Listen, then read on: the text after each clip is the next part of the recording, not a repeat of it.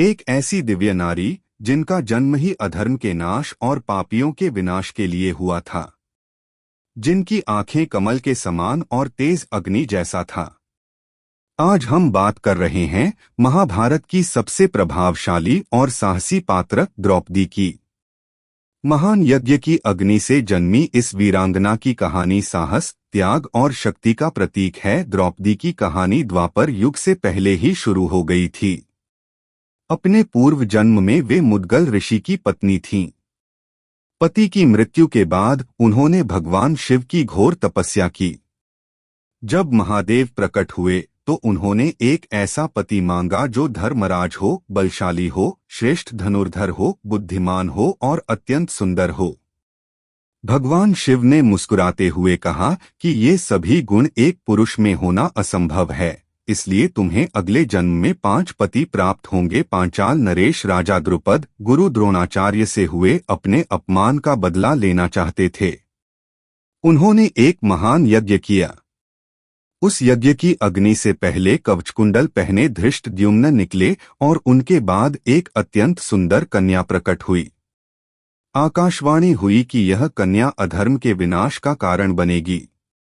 राजा द्रुपद की पुत्री होने के कारण उनका नाम पड़ा द्रौपदी। द्रौपदी के स्वयंवर की शर्त बहुत कठिन थी। जब अर्जुन ने ब्राह्मण के वेश में लक्ष्य को भेद दिया, तब द्रौपदी ने उन्हें अपना पति चुना। लेकिन जब वे घर पहुंचे तो माता कुंती ने बिना देखे कह दिया, जो लाए हो 5 भाइयों में बांट लो। अपनी माता के वचनों और नीति के सम्मान में द्रौपदी ने 5 पांडवों को अपना पति स्वीकार किया।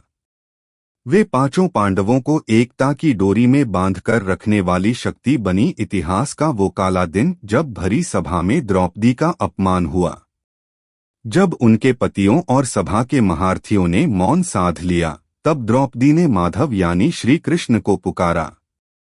भगवान ने उनकी लाज बचाई, लेकिन उस दिन द्रौपदी ने एक भयानक प्रतिज्ञा ली, जब तक मैं दुशासन के छाती के रक्त से अपने केश नहीं धोऊंगी, तब तक इन्हें खुला रखूंगी। इसी प्रतिज्ञा ने कुरुक्षेत्र के युद्ध की नींव रखी। कुरुक्षेत्र का युद्ध केवल सत्ता के लिए नहीं, बल्कि एक स्त्री के सम्मान के लिए लड़ा गया। भीम ने दुशासन का वध कर द्रौपदी की प्रतिज्ञा पूरी की। युद्ध के बाद पांडवों ने वर्षों तक राज किया, लेकिन अंत में जब वे हिमालय की ओर महाप्रस्थान पर निकले तो द्रौपदी ही वो पहली व्यक्ति थीं जिन्होंने अपना शरीर त्यागा।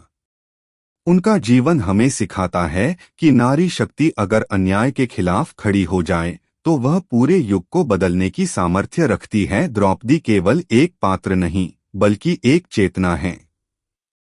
सहनशीलता और स्वाभिमान का वो संगम जो आज भी हर युग के लिए एक मिसाल है।